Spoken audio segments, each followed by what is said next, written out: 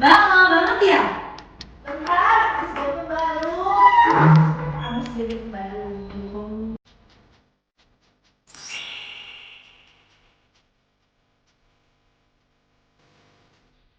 Jangan ngomong malu, siapa?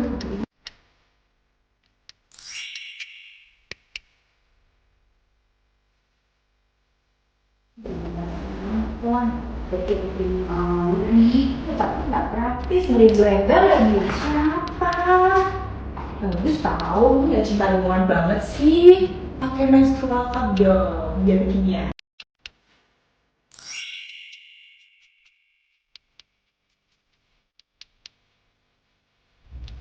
Susah loh, nggak keluar darah gue. Ada yang aneh. Sahabat Kompas TV, proses menstruasi atau datang bulan yang dialami wanita remaja ini justru memunculkan banyak pilihan soal produk sanitasi yang mereka pakai. Terus mending pakai yang mana ya?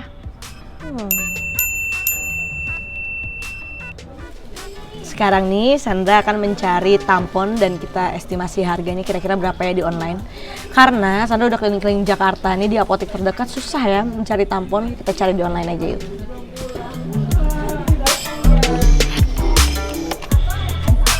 Nah ini, sebentar, kita cari yang terlaris ya.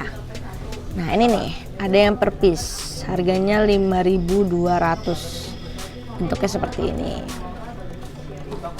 Ya, estimasi harganya mungkin 5.000 sampai 8.000 ya. Lanjut.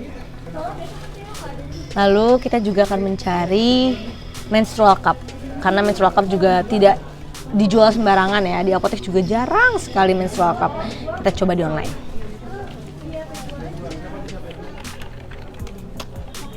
Typo. Ya, nih harganya ada yang 90.000, ada yang 125.000, lalu ada 150.000, beraneka macam sih. Ini ada yang sampai 400.000. Bentuknya seperti ini. Ya, itu dia. Jadi kira-kira 100 sampai 400.000 harganya.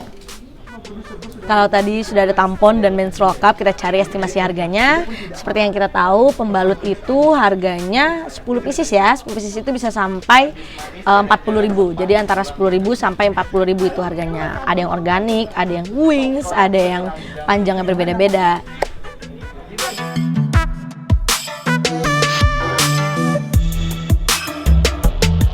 Pakai pembalut sih biasanya. Biasanya saya pakai pembalut. Pakai pembalut. Kalau aku pembalut juga sih.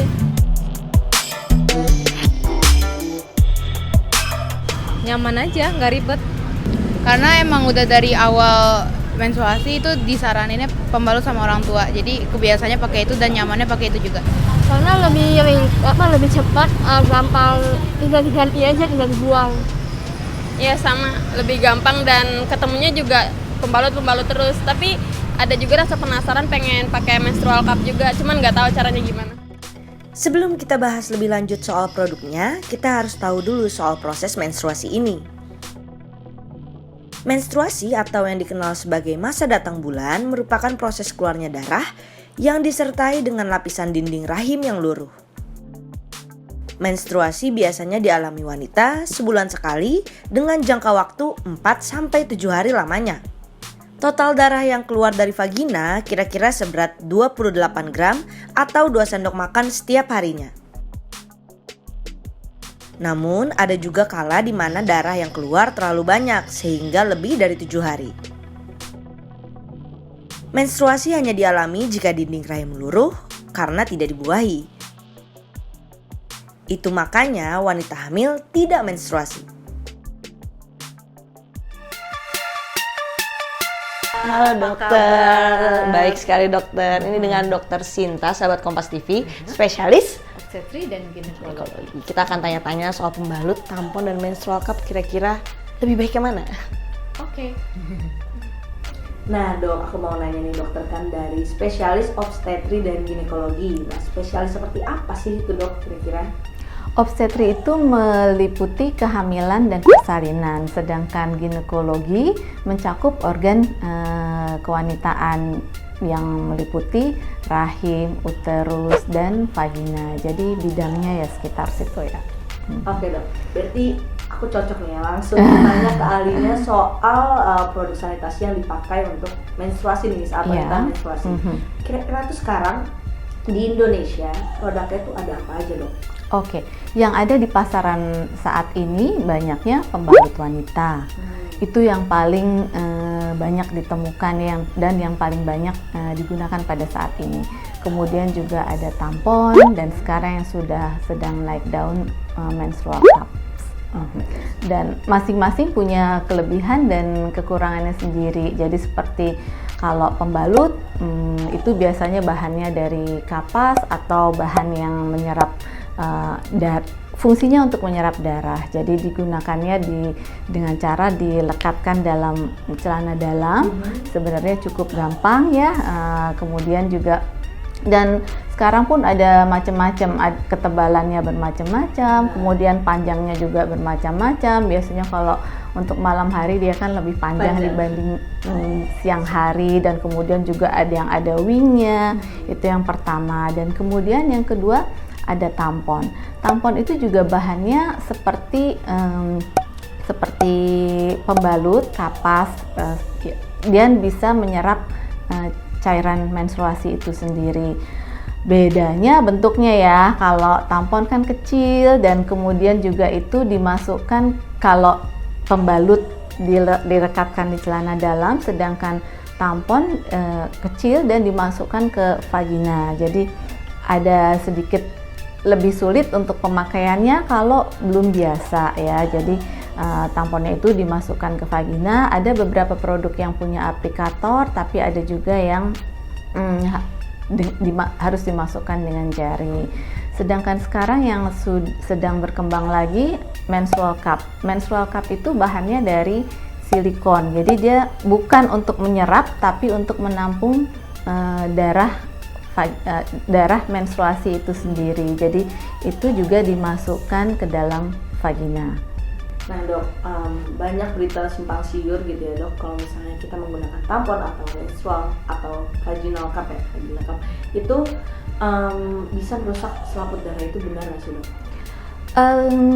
Pada pemakaiannya memang tampon harus dimasukkan ke vagina ya, dan itu juga tergantung apakah sulit atau tidak. Dan kemudian juga kalau misalnya dimasukkannya dengan gampang ya insya Allah nggak apa-apa ya, tapi kan juga pada pemakaiannya kadang-kadang nggak 100% mulus, apalagi kalau yang pertama. Dan bisa juga sih dia merusak sedikit banyak, tapi juga bukan berarti merusak banget ya, karena selaput darah tuh juga ada bermacam-macam. Jadi ada yang memang rigid, ada yang memang lentur gitu, dan ada pula juga sudah pernah berhubungan tapi tidak berdarah seperti yang diharapkan. Jadi ya merusak selaput darah dan keperawanan adalah dua hal yang berbeda ya. Jadi seperti itu. Terus untuk pembalut nih, Ya. tadi sudah membahas tampon dan menstrual cup. Untuk pembalut, dulu dikasih tahu kan kayak pembalut itu harus dicuci dulu baru dibuang atau kayak dibersihkan dulu baru kita buang. Itu harus atau tidak, atau bisa dibuang langsung? Oke, sebenarnya pembalut yang beredar di pasaran saat ini adalah yang disposable ya. Jadi ya tidak usah dicuci, tidak apa-apa. Yang penting cara pembuangannya, tidak dibuang serta-merta begitu saja, digulung kemudian dibungkus. Dan ya kemudian juga kalau misalnya kita mencuci pembalut itu sendiri kan juga darahnya nanti kemana-mana, dan terus juga harus dibersihkan kembali. Belum lagi kalau dimasukkan ke toilet juga dia akan menyebabkan sumbatan pada toilet itu sendiri ya.